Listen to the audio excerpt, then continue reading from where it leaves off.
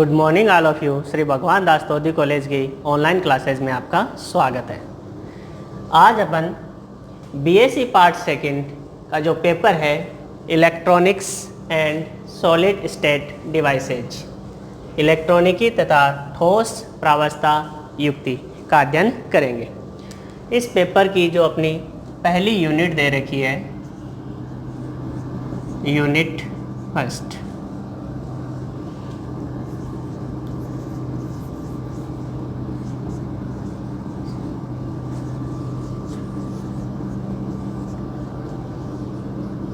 Circuit analysis and PN junction, ये अपनी पहली यूनिट दे रखी है। ठीक है, सबसे पहले अपन देखते हैं सर्किट एनालिसिस। अपना जो चैप्टर है पहला, सर्किट एनालिसिस। सर्किट एनालिसिस की जब अपन बात करेंगे तो कुछ चीज़ें हमें पहले से भी पता है, कुछ चीज़ें अपन रिवाइज करेंगे, नेक्स्ट धीरे धीरे अपन आगे बढ़ते रहेंगे। तो पहले की चीज़ें ध्यान में रहनी चाहिए, अपन रिवाइज करते रहेंगे, आगे बढ़ते रहेंगे, चीज़ें समझ में आती रहेगी। सबसे पहले अगर अपन देखें तो पहला अपन इसका पॉइंट लेते हैं, आप लिख सकते हो कुछ महत्वपूर्ण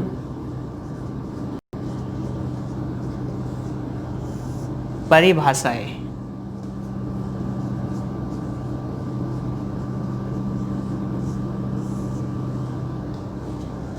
सम इम्पोर्टेंट डेफिनेशंस। ठीक है,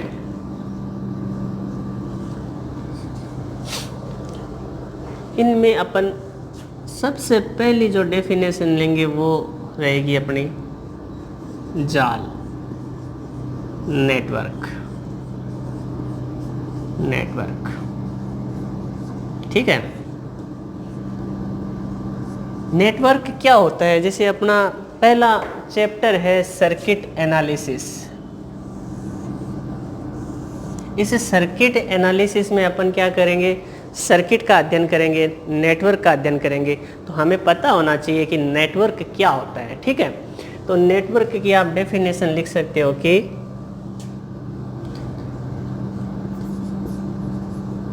विद्युत ऊर्जा स्रोत तथा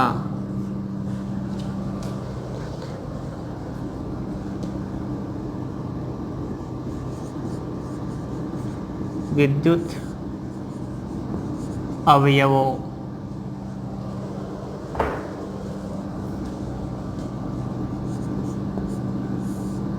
जैसे प्रतिरोध, रेजिस्टेंस, प्रेरकत्व,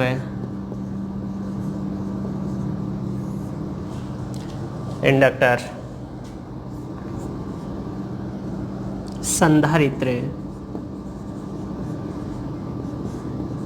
कैपेसिटर, डायोड, ट्रांजिस्टर,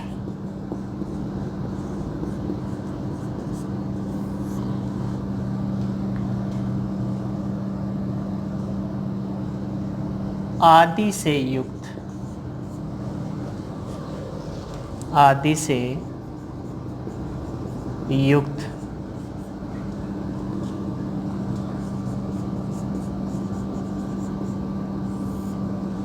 आदि से युक्त या आदि के संयोजन से युक्त, आदि के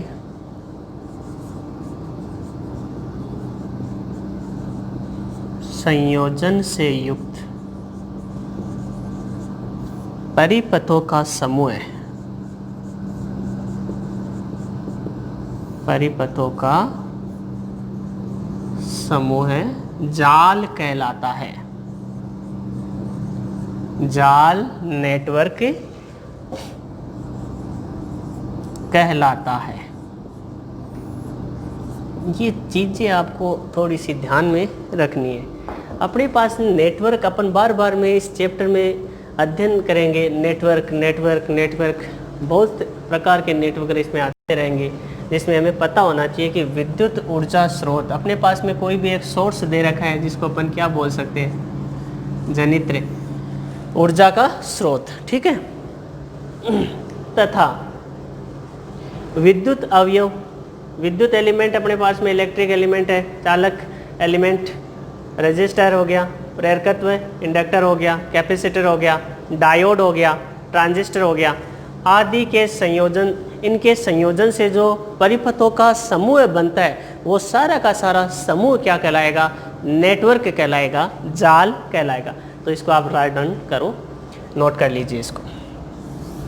अब इसमें इस डेफिनेशन में सबसे पहले अपन ये देखते हैं कि एक वर्ड अपन ने यूज किया था, विद्युत ऊर्जा स्रोत, ठीक है। तो विद्युत ऊर्जा स्रोत के बारे में अपन और थोड़ा डिटेल से पढ़ते हैं। इससे पहले मैं आपको बताता हूँ कि नेटवर्क कितने प्रकार के हो सकते हैं। जैसे अपने जो सिलेबस में चल रहे हैं ना,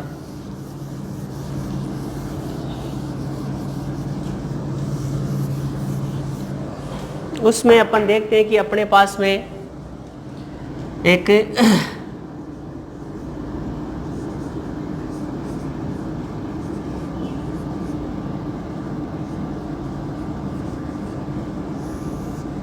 चतुर टर्मिनल जाल,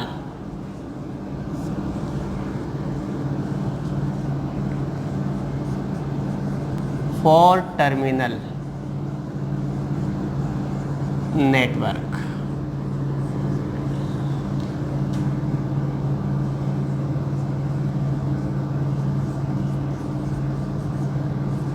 चतुर टर्मिनल जाल, 4 टर्मिनल नेटवर्क में 4 टर्मिनल रहेंगे अपने पास में।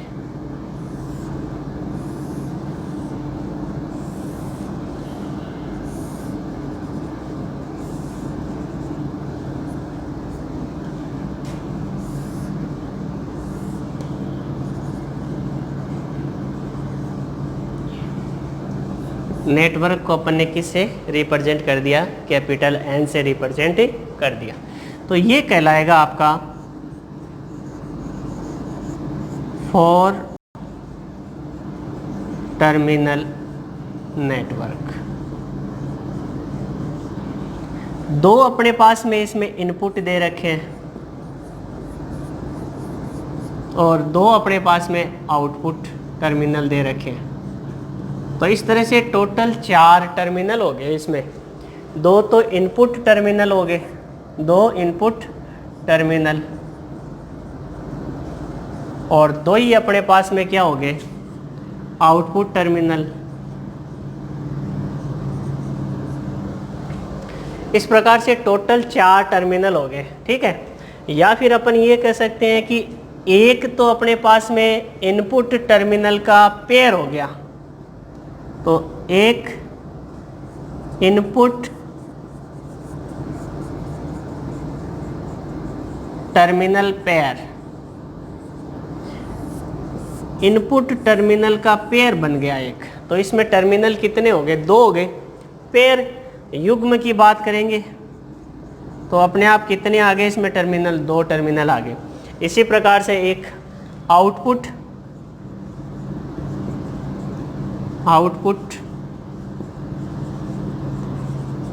टर्मिनल पेयर, ठीक है। तो 2 टर्मिनल क्या रहेंगे इसमें, आउटपुट के रहेंगे। दोनों को साथ में अपन ने क्या कहा, पेयर। अर्थात दूसरी डेफिनेशन क्या हो सकती है चतुर टर्मिनल जाल की, जिसमें क्या होते हैं, 2 टर्मिनलों के पेयर होते हैं, एक इनपुट टर्मिनल पेयर और एक आपका आउटपुट टर्मिनल पेयर रहेगा। टोटल टर्मिनल कितने हो गए, 4 हो गए। इसलिए इसको अपन क्या कहते हैं, 4 टर्मिनल नेटवर्क। अपन इसको जनरल ऐसे दिखाया है, अब इसके अंदर कैसा सर्किट बना हुआ है वो अपन आगे धीरे धीरे स्टडी करते रहेंगे, अध्ययन करते रहेंगे।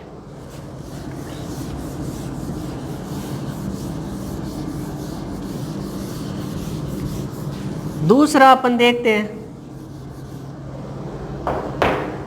बी।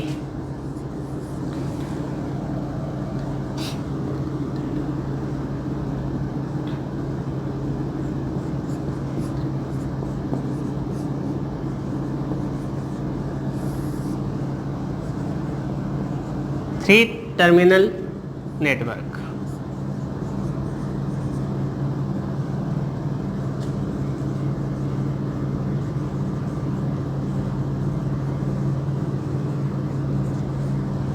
इसमें 3 टर्मिनल रहेंगे।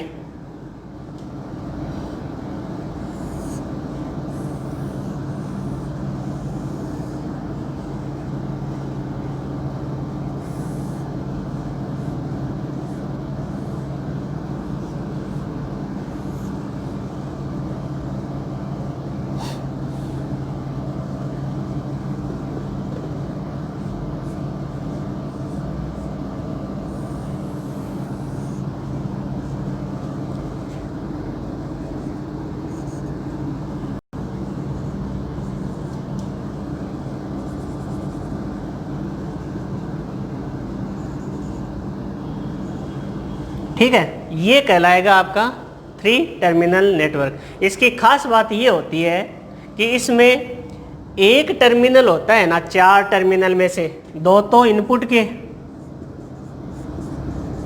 और 2 ही आउटपुट के।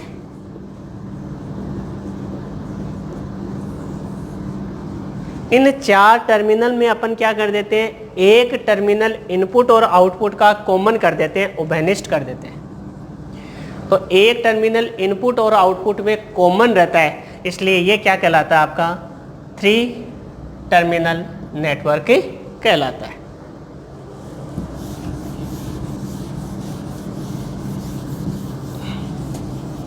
नेक्स्ट तीसरा अपने पास में है द्वि टर्मिनल जाल।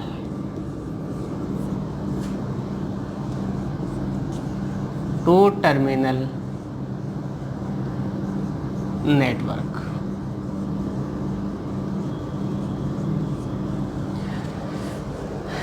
टू टर्मिनल नेटवर्क में अपन क्या करते हैं, इसमें 2 ही टर्मिनल होते हैं। जैसे एक नेटवर्क दे रखा है अपने पास में,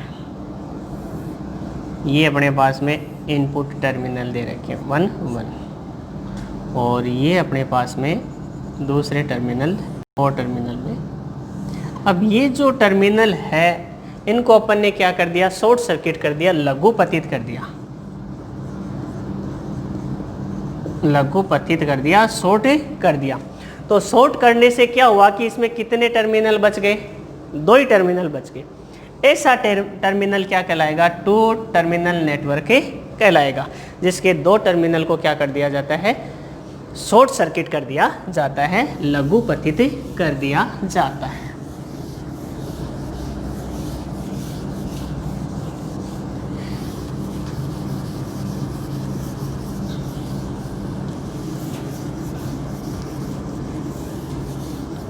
नेक्स्ट अपन बात कर रहे थे, जब अपने नेटवर्क की डेफिनेशन लिखी तो विद्युत ऊर्जा स्रोत। तो अपने पास में विद्युत ऊर्जा स्रोत भी क्या होते हैं, 2 प्रकार के होते हैं।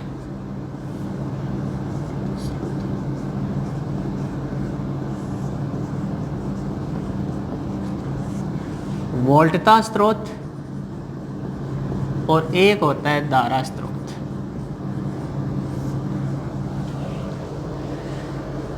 अपने पास में जो नेटवर्क होता है, अगर किसी नेटवर्क में विद्युत ऊर्जा स्रोत नहीं लगा हुआ है, विद्युत ऊर्जा स्रोत उपस्थित नहीं है, तो ऐसा नेटवर्क क्या कहलाएगा, निष्क्रिय जाल कहलाएगा। इसको अपन क्या कहते हैं, पैसिव नेटवर्क कहते हैं, पैसिव नेटवर्क कहते हैं। और विद्युत ऊर्जा स्रोत लगा हुआ है,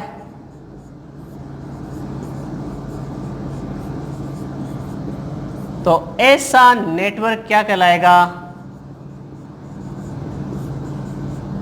सक्रिय जाल कहलाएगा, एक्टिव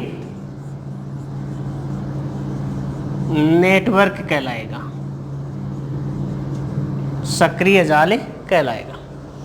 तो विद्युत ऊर्जा स्रोत नहीं लगा हुआ है तो ऐसा नेटवर्क क्या कहलाएगा? निष्क्रिय जाल कहलाएगा, पैसिव नेटवर्क कहलाएगा। और लगा हुआ है तो वो सक्रिय जाल, एक्टिव जाल कहलाएगा।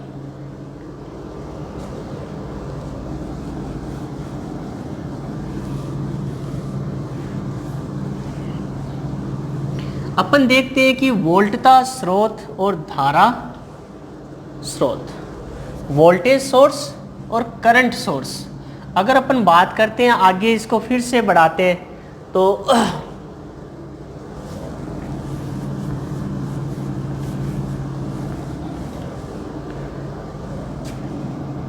यहां पर बनाते हैं इसका चार्ट।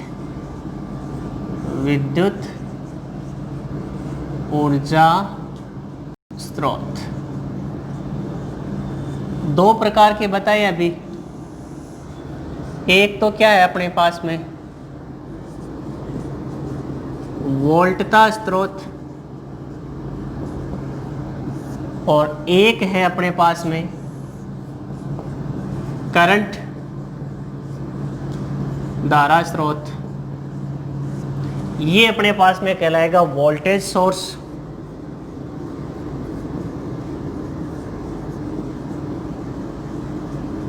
और ये कहलाएगा करंट सोर्स।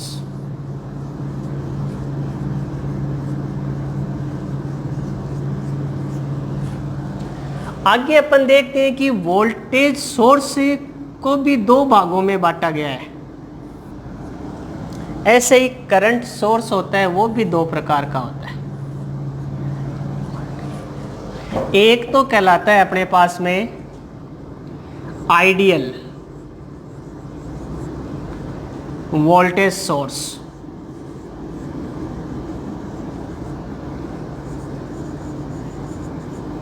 और एक कहलाएगा आपका रियल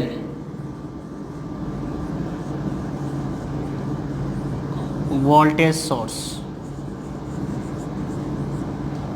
इसी प्रकार से धारा स्रोत भी ideal current source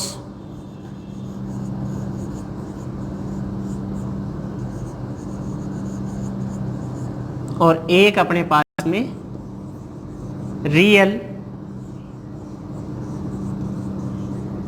current source.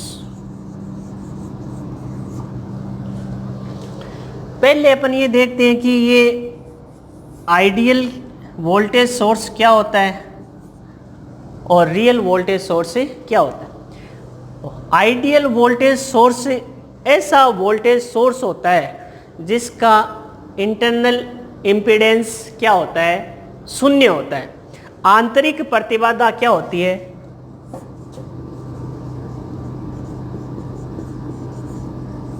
आंतरिक प्रतिबाधा शून्य होती है। और आंतरिक प्रतिबाधा शून्य होने के कारण जब अपन क्या करते हैं, ऐसे सर्किट में बाह्य लोड लगाते हैं तो लोड के परिवर्तन से वोल्टेज नियत बना रहता है। तो इस प्रकार का सोर्स क्या कहलाता है अपने पास में? आइडियल वोल्टेज सोर्स कहलाता है। व्यवहारिक रूप में ऐसा वोल्टेज सोर्स नहीं पाया जाता। कोई भी अपने पास में वोल्टेज सोर्स होगा ना, उसका इंटरनल इम्पीडेंस आपको जरूर मिलेगा। थोड़ा बहुत कम मिल सकता है, ज़्यादा मिल सकता है, लेकिन ये अपने पास में एक आइडियल केस है जहाँ पर इंटरनल अपने पास में इम्पीडेंस, जिसको अपन क्या कह सकते हैं, ZI कह सकते हैं, इंटरनल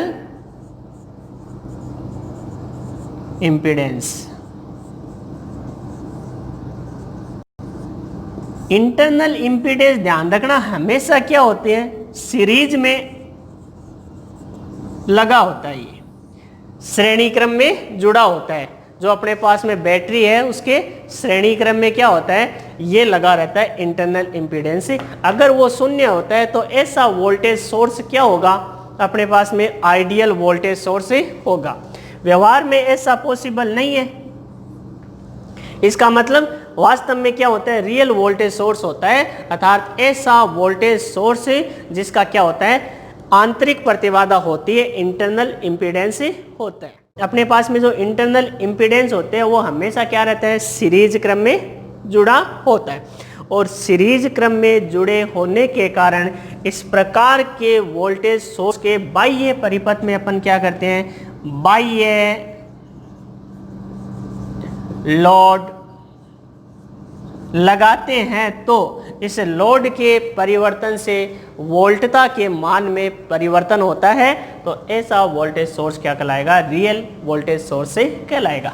नेक्स्ट अपन देखते हैं धारा स्रोत। धारा स्रोत भी क्या कहलाएगा, अपने पास में आइडियल और एक रियल। आइडियल अपने पास में, आइडियल जब अपन करंट सोर्स की बात करते हैं तो यहां पर ऐसा धारा स्रोत जिसके समांतर क्रम में अनंत मान का क्या होता है, प्रतिरोध जुड़ा होता है। यहां पर ध्यान में रखना, ये करंट सोर्स की बात करेंगे तो वो क्या रहेगा, समांतर क्रम में जुड़ा रहेगा। वोल्टेज सोर्स की बात करेंगे तो वो सीरीज क्रम में जुड़ा रहेगा। ठीक है, तो यहां पर ऐसा धारा स्रोत जिसके समांतर क्रम में अनंत मान का प्रतिरोध जुड़ा होता है वो क्या कहलाता है, आइडियल करंट सोर्स कहलाता है। और यहां पर ऐसी स्थिति में अपन जब बाह्य लोड है तो बाह्य लोड से प्रवाहित धारा के मान में क्या होता है, कोई परिवर्तन नहीं होता। और ऐसा सोर्स भी क्या होता है, सैद्धांतिक अपने पास में करने के लिए होता है, रियल में ऐसा सोर्स नहीं होता। तो क्या होता है अपने पास में, रियल करंट सोर्स जिसके समांतर क्रम में, अर्थात ऐसा धारा स्रोत जिसके समांतर क्रम में कुछ मान का प्रतिरोध जुड़ा होता है, क्या कहलाता है, रियल करंट सोर्स कहलाता है। इसको आप नोट कर लेना। आगे बढ़ते हैं, अगली डेफिनेशन की बात करते हैं। अगली डेफिनेशन आप लिखो,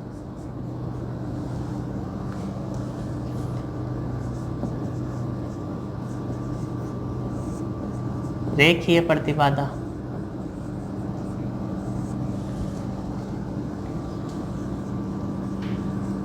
लीनियर इम्पीडेंस।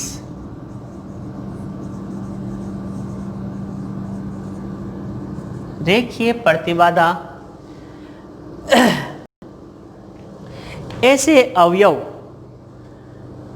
जिनमें प्रवाहित धारा तथा जिनके सिरों पर उत्पन्न विभवांतर जिनसे प्रवाहित धारा और उनके सिरों पर उत्पन्न विभवांतर के मध्य ग्राफ एक सरल रेखा प्राप्त होता है। जैसे ये अपने पास में वोल्टेज का मान अपन ने बढ़ाया तो उसी के करस्पॉन्डिंग धारा का मान बढ़ता रहा, तो ये अपने पास में एक स्ट्रेट लाइन प्राप्ति हुई।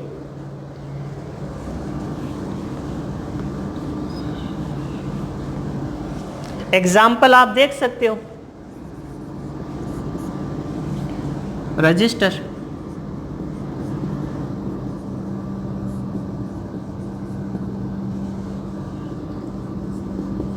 प्रेरकत्व, इंडक्टर, संधारित्र, कैपेसिटर, तो ये सारे के सारे क्या कहलाएंगे, रेखीय प्रतिबाधा के अवयव कहलाएंगे। इसी प्रकार अगर अपन देखें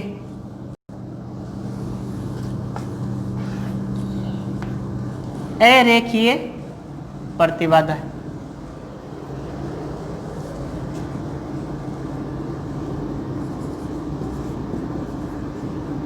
अरेखीय प्रतिबाधा, तो अरेखीय प्रतिबाधा जब अपन ने रेखीय प्रतिबाधा समझ ली तो अरेखीय प्रतिबाधा अपने आप ही समझ में आ गई। कैसे, अपन ने लिखा कि ऐसे अवयव जिनसे प्रवाहित धारा और विभवांतर, उनके सिरों पर उत्पन्न विभवांतर के मध्य ग्राफ एक सीधी रेखा प्राप्त होता है, तो ऐसे अवयव क्या कहलाएंगे? रेखीय प्रतिबाधा के अवयव कहलाएंगे। इनके एग्जाम्पल अपन ने देखे। अरेखीय की बात करेंगे तो उनसे प्रवाहित धारा तथा उनके सिरों पर उत्पन्न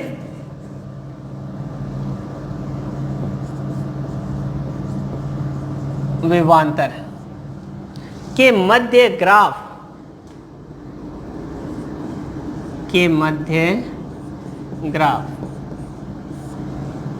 एक सरल रेखा प्राप्त नहीं होता,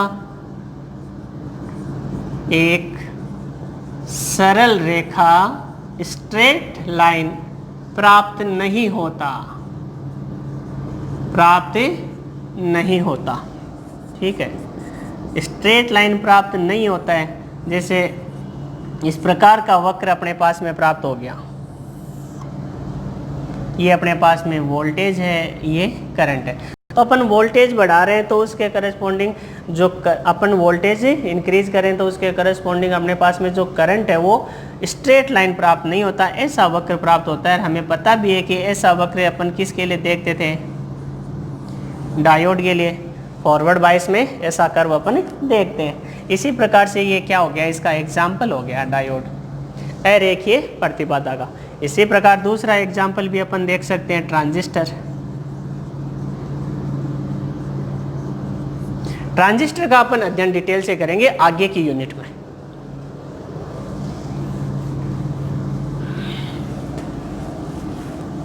अगली डेफिनेशन लिखो।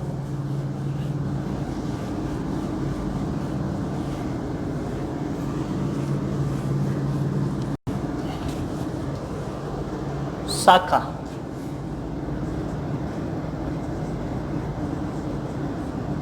ब्रांच।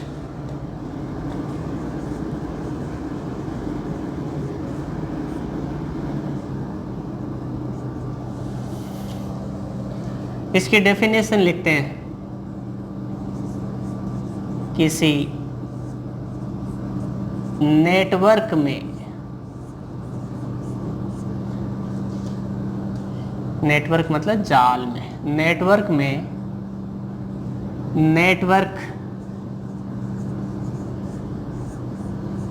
जाल का वह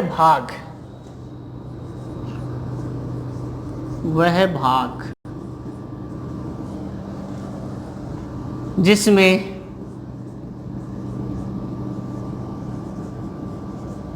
धारा का मान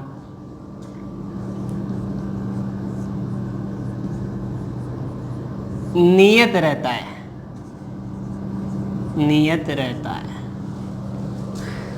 देखो अपने पास में अपन एक नेटवर्क लेते हैं। देखो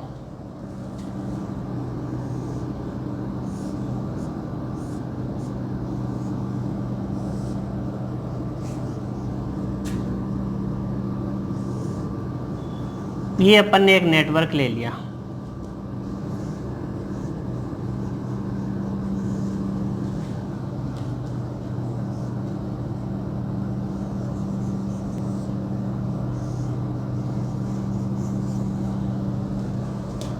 ये अपने पास में एक बैटरी लगी हुई है।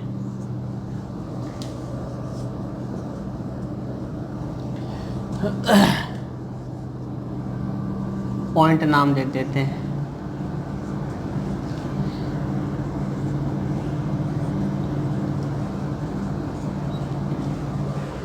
तो ये अपने पास में एक नेटवर्क है। तो नेटवर्क का वह भाग जिसमें धारा का मान नियत रहता है, तो ये अपने पास में एक पार्ट दे रखा है ए बी। इसमें करंट क्या रहेगी? नियत। इसी प्रकार से ये जो भाग दे रखा है अपने पास में बी एफ, एक अपने पास में ये भाग दे रखा है बी सी, एक अपने पास में दे रखा है सी डी, एक अपने पास में दे रखा है सी ई। तो ये जो जितने भी अपने पास में है ये सारे क्या कहलाएंगे? ब्रांच कहलाएगी, शाखा कहलाएगी, शाखाएं कहलाएगी। नेक्स्ट डेफिनेशन लिखो। संधि, अगली डेफिनेशन लिखो।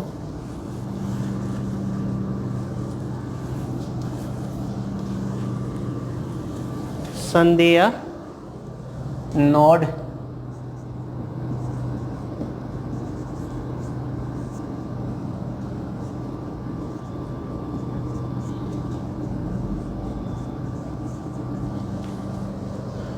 ठीक है। तो संधि क्या होती है? किसी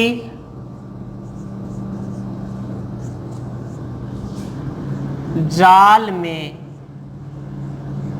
वह बिंदु, जाल में वह बिंदु जिस पर कुछ शाखाएं मिलती है, कुछ शाखाएं मिलती है।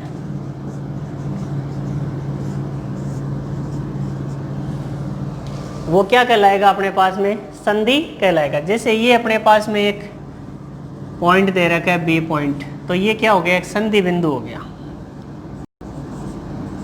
इसमें एक ब्रांच ये मिल रही है, एक ये मिल रही है, एक ये, तीन शाखाएं मिल रही। इसी प्रकार से एक अपने पास में क्या हो गया? सी पॉइंट हो गया। इसमें अपने पास में क्या है?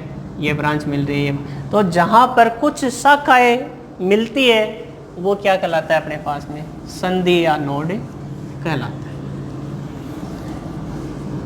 नेक्स्ट डेफिनेशन लिखो आप।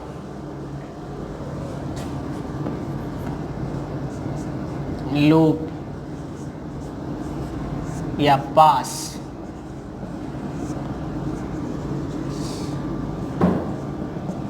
लूप क्या होता है? किसी नेटवर्क में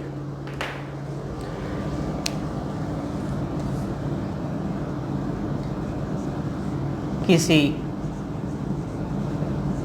जाल में